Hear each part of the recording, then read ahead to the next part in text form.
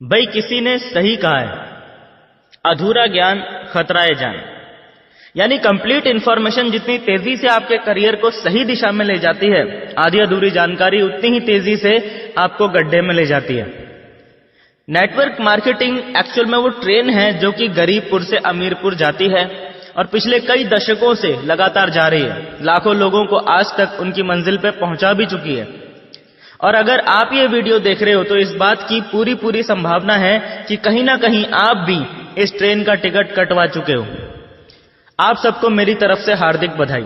लेकिन असली जश्न का मौका तो तब बनेगा जब आप अपनी मंजिल पे यानी अमीरपुर पहुंच जाएंगे। मुद्दे की बात यह है कि इस ट्रेन का टिकट तो बहुत सारे लोग कटवा लेते हैं, लेकिन ज्यादातर लोग अमीरपुर नहीं पहुंच पाते। जब ये ट्रेन गरीबपुर से चलती है तब तो इस ट्रेन में इतनी ज्यादा भीड़ होती है कि पांव रखने तक की जगह मिलना भी मुश्किल हो जाता है। भीड़ की भीड़ घुसती चली जाती है नेटवर्क मार्केटिंग की ट्रेन में। लेकिन अमीरपुर पहुंचते पहुंचते इस ट्रेन में इतनी जगह बन जाती है कि अंत तक इसमें टिके रहने वाले यात्री आराम से सोते सोते अमीरपुर पहुंच जाते हैं। प्रश्न ये उठता है कि वो भीड़ कहां चली जाती है? उन 95% लोगों को जमीन खा जाती है या आसमान निगल जाता है? मैं आपको बताता हूं कि एक्चुअल में होता क्या है। गरीबपुर से अमीरपुर जाने का टिकट खरीदने के बावजूद भी लगभग 25% लोग तो ऐसे होते हैं जो कभी ट्रेन में चढ़े ही नहीं। यानी कि जिन्होंने नेटवर्क मार्केटिंग बिजनेस ज्वाइन करने के बावजूद भी कभी सीरियसली काम स्टार्ट किया ही नहीं। उन लोगों का मानना होता है कि मैंने ट्रेन का टिकट खरीद लिया है तो ट्रेन मेरे बाप की हो गई और ट्रेन का ड्राइवर मेरा खानदानी नौकर हो गया। अब तो ये ट्रेन मेरे हिसाब से चलेगी और मैं ट्रेन में तभी चढ़ूंगा जब ये मेरे घर के दरवाजे पे आके खड़ी हो जाएगी।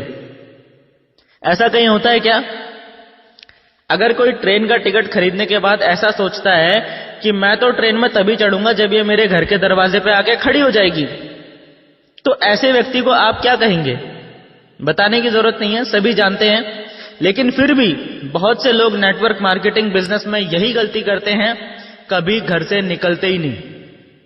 अब जो लोग जैसे तैसे करके इस ट्रेन में चढ़ भी जाते हैं, यानी काम करना शुरू कर भी देते हैं, उनमें से भी बहुत सारे लोग ऐसे होते हैं जो ट्रेन पकड़ने की इतनी जल्दी में थे कि हड़बड़ाहट में गलत ट्रेन में चढ़ जाते हैं।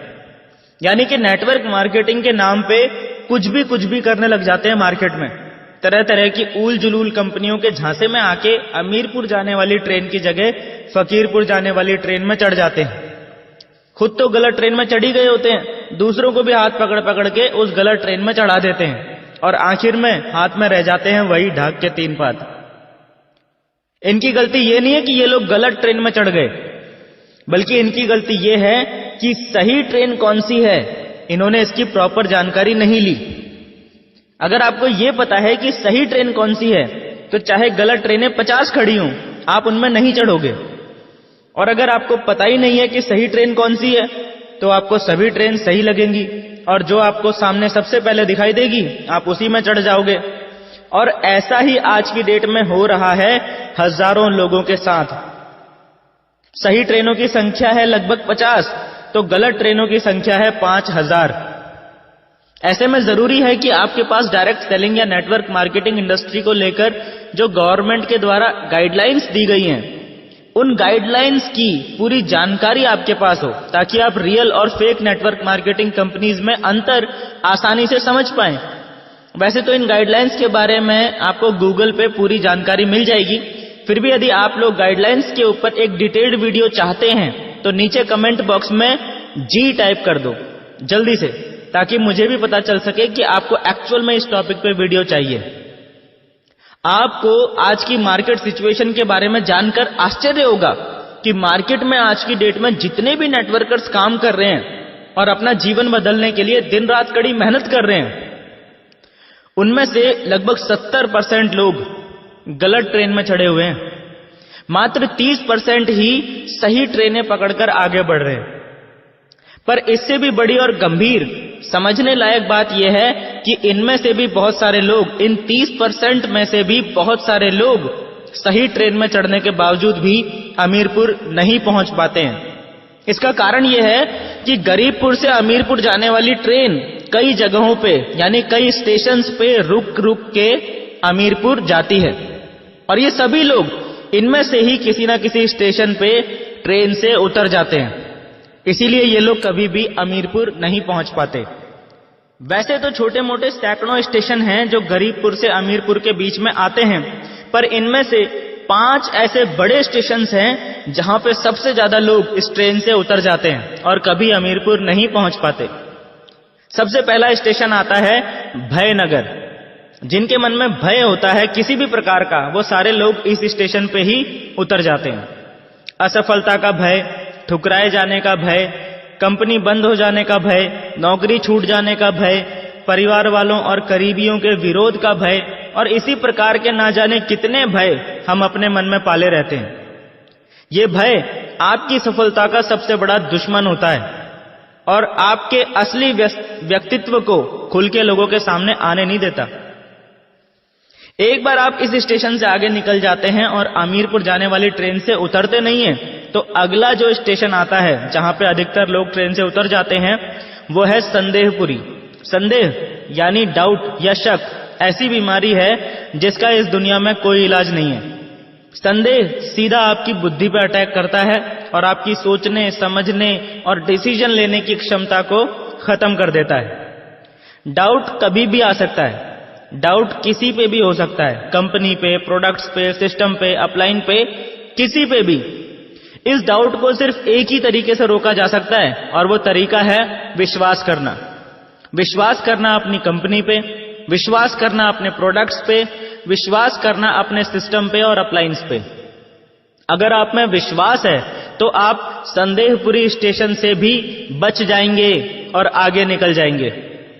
एक बार आप इस स्टेशन से आगे निकल जाते हैं और अमीरपुर जाने वाली ट्रेन से उतरते नहीं हैं, तो अगला स्टेशन यानी तीसरा बड़ा स्टेशन जहां पे अधिकतर लोग ट्रेन से उतर जाते हैं वो है सलाहपुर।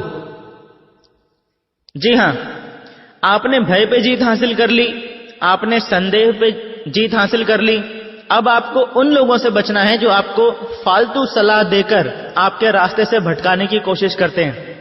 याद रखना, हर सलाह देने वाला व्यक्ति आपका भला चाहने वाला हो ऐसा जरूरी नहीं है, और हर भला चाहने वाला व्यक्ति आपको सही सलाह दे रहा हो ऐसा भी जरूरी नहीं है।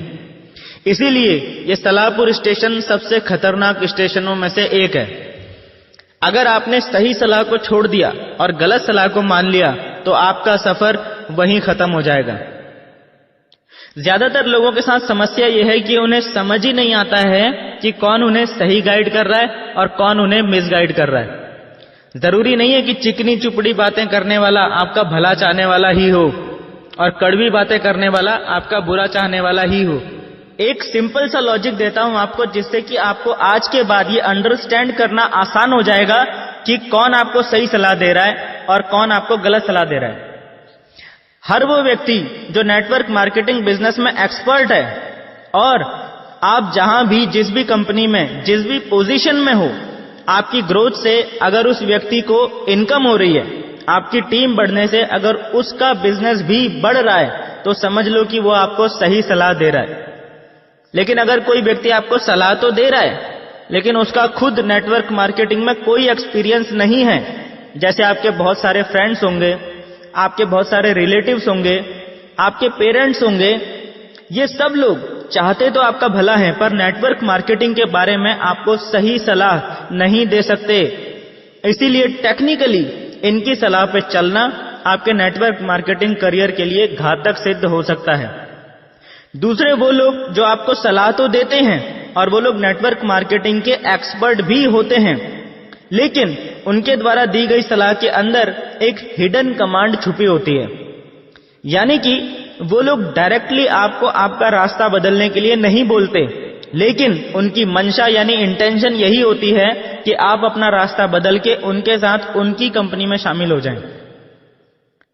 इस जगह पे आपको बहुत ज्यादा सतर्कता बरतने की जरूरत होती है कि जिस व्यक्ति से आप सलाह ले रहे हो, क्या वो व्यक्ति दिल से आपका भला चाहता है या आपसे पहले अपना भला चाहता है। सबसे ज्यादा वो लोग इस सलाहपुर स्टेशन पे उतर जाते हैं जो नेटवर्क मार्केटिंग में बिगिनर्स लेवल पे होते हैं। इसीलिए सावधान रहें। सलाहपुर में कहीं अपनी ट्रेन से उतर मत जाना किसी की सलाह मानकर। कान बंद करके अपनी सीट पे बैठे रहना, यानी लोगों की बातों की परवाह किए बगैर अपना काम करते रहना। जब आप इस सलाहपुर स्टेशन को भी पार कर लेते हैं तो आपके रास्ते में चौथा सबसे बड़ा स्टेशन आएगा आलसपुर। जी हां, आलस अगली सबसे बड़ी बाधा है आपके रास्ते की। हम में से बहुत से लोग आलसपन के जाल में फंस के अपने लक्ष्य को, अपनी मंजिल अमीरपुर को भूल जाते हैं और आलसपुर स्टेशन पर ट्रेन से उतर जाते हैं। अगर दिल्ली से मुंबई ट्रेन का सफर 22 घंटे का है तो आपको हर हाल में 22 घंटे उस ट्रेन में बैठना ही पड़ेगा। आप अपनी मर्जी से बीच में किसी भी स्टेशन पे उतर के घूमने नहीं जा सकते। 22 घंटे मतलब पूरे 22 घंटे। लेकिन आलसी लोग इतना झेलने से पहले ही बीच में आलसपुर पे उतर जाते हैं। फिर बोलते हैं ट्रेन में तो हम भी चढ़े थे जी, हम तो अमीरपुर नहीं पहुंचे। आलसी आदमी हर काम को टालता रहता है, बहाने बनाने लगता है और अपनी लाइफ की हर प्रॉब्लम के लिए दूसरों को दोष देने लग जाता है। इसीलिए उनके बिजनेस की ग्रोथ रुक जाती है, टीम काम करना बंद कर देती है, अपलायंस भी कुछ टाइम बाद गौर करना बंद कर देते हैं और यह आदमी धीरे धीरे खुद ब खुद बिजनेस से आउट हो जाता है। आदमी में आलस पैदा क्यों होता है? इसका सबसे बड़ा रीजन है आदमी के काम करने का कोई बहुत बड़ा क्लियर कट पर्पस ना होना। इसीलिए कहा जाता है कि इस नेटवर्क मार्केटिंग इंडस्ट्री में डायमंड वही बन सकता है जिसके पास उसका क्लियर कट पर्पस होता है, क्योंकि ये पर्पस आपको हमेशा आलस से दूर रखता है। यानी आपको आलसपुर स्टेशन पर ट्रेन से उतरने नहीं देता। एक बार आप आलसपुर को भी पार कर लेते हैं तो अमीरपुर पहुंचने से पहले आखिरी सबसे बड़ा स्टेशन आपके रास्ते में आता है होशियारपुर। ये पंजाब वाला होशियारपुर नहीं है, ये ज्यादा होशियारी दिखाने वालों का होशियारपुर है।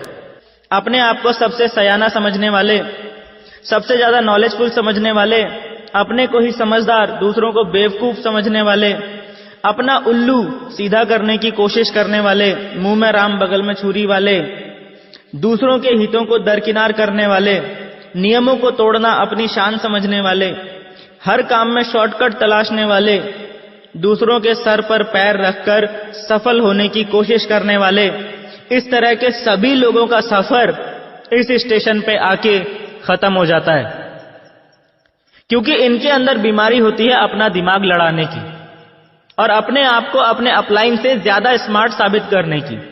इसीलिए ये लोग कुछ ना कुछ होशियारी दिखाने की कोशिश जरूर करते हैं, सिस्टम और कंपनी के खिलाफ कोई ना कोई एक्टिविटी जरूर करते हैं और बस फिर वही इनके करियर की सबसे बड़ी गलती साबित होती है और उस एक गलती की वजह से इनका सफर इस होशियारपुर स्टेशन पर खत्म हो जाता है।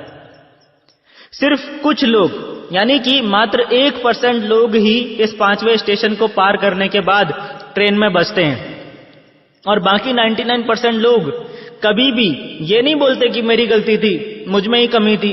वो ट्रेन को और उसके ड्राइवर को गाली देने लगते हैं और जो लोग अंत तक इस ट्रेन में बैठे रहते हैं वो लोग आखिरकार अपनी मंजिल में पहुंच ही जाते हैं, यानी अमीरपुर पहुंच के जीवन भर खुशी, आनंद और चाहतों की जिंदगी जीते हैं। याद रखना, ट्रेन का टिकट खरीद लेना ही काफी नहीं है, अपने आप को गरीबपुर से अमीरपुर पहुंचाना सबसे पहले आपकी खुद की जिम्मेदारी है, उसके बाद ही किसी और से कुछ उम्मीद करना।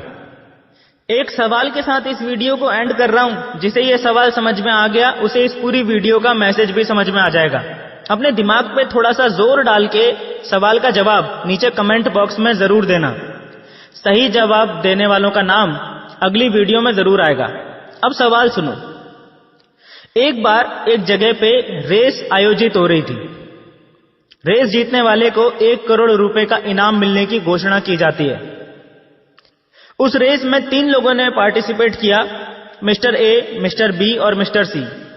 तीनों रेस वाले दिन रेस वाली जगह पे पहुंचते हैं तो क्या देखते हैं कि रेस के लिए जो रास्ता चुना गया था वो एक जंगल से होकर गुजर रहा था, बल्कि यूं कहूं कि वो रास्ता था ही नहीं, वो तो घना जंगल था।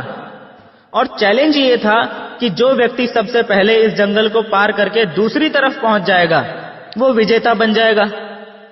समस्या ये थी कि उस जंगल में शेर, चीते, भालू, सांप, बिच्छू, मगरमच्छ, हाथी और तमाम तरह के जंगली जानवर भरे पड़े थे और साथ ही कंकड़, पत्थर और कंटीली झाड़ियों से वो जंगल भरा पड़ा था। अब हुआ ये कि ये सब देखकर मिस्टर ए ने तो रेस में भाग लेने से ही मना कर दिया। उसने सीधा बोल दिया, मेरे बस की बात नहीं है भाई। अब मिस्टर बी और मिस्टर सी इन दोनों ने दौड़ने का डिसीजन लिया। रेस शुरू हुई और मिस्टर बी और मिस्टर सी घुस गए जंगल में। दौड़ते दौड़ते थोड़ी देर में क्या हुआ, मिस्टर बी को ठोकर लगी और वो कंटीली झाड़ियों में गिर गया। उसके शरीर में जगह जगह से खून निकलने लगा और वो रोता रोता वहीं से वापस लौट गया। जहां से रेस शुरू हुई थी वापस वहीं पे आके खड़ा हो गया। मिस्टर सी भी जंगल में दौड़ रहा था। दौड़ते दौड़ते अचानक उसको भी ठोकर लगी, वो भी गिर पड़ा। वो उठा तो उसने देखा कि पैर के अंगूठे से खून निकल रहा है। उसने परवाह नहीं करी और वो आगे बढ़ता रहा। थोड़ी देर में पैर में एक कांटा लग गया और दर्द होने लगा। उसने अब भी परवाह नहीं करी और वो आगे बढ़ता रहा। इसी प्रकार जंगल में जितनी भी मुश्किलें आई उसने किसी की भी परवाह नहीं करी और वो लगातार आगे बढ़ता चला गया। देखते ही देखते उसने पूरा जंगल पार कर दिया। वो विजेता बन गया और उसे 1 करोड़ रुपए का इनाम मिल गया। सवाल ये नहीं है कि कौन जीता या किसका फायदा हुआ। आप लोगों से मेरा सवाल ये है कि इस स्टोरी में सबसे ज्यादा नुकसान किसका हुआ, मिस्टर ए का, मिस्टर बी का या मिस्टर सी का? जल्दी से अपना दिमाग इस्तेमाल कीजिए और नीचे कमेंट बॉक्स में बताइए कि सबसे ज्यादा नुकसान किसका हुआ और क्यों। अगली वीडियो की शुरुआत इसी सवाल के जवाब के साथ होगी और सही जवाब देने वाले सभी लीडर्स का नाम भी नेक्स्ट वीडियो में अनाउंस किया जाएगा। हमारी नेक्स्ट वीडियो की नोटिफिकेशन आपके फोन में आए और YouTube पे वीडियो पब्लिश होते ही आपके फोन की घंटी बज जाए, उसके लिए नीचे मौजूद सब्सक्राइब के बटन को अभी दबा दीजिए और बटन दबाते ही साइड में घंटी का एक निशान आएगा, उसे भी जल्दी से दबा देना ताकि नेक्स्ट वीडियो आपसे मिस ना हो। और हां, जाने से पहले इस वीडियो को अपनी टीम में शेयर जरूर कर देना ताकि आपकी टीम तक भी ये ट्रेनिंग वीडियो पहुंच जाए और उनका भी दिमाग खुल जाए। मिलते हैं दोस्तों नेक्स्ट ट्रेनिंग वीडियो में, तब तक के लिए thank you and wish you all the best.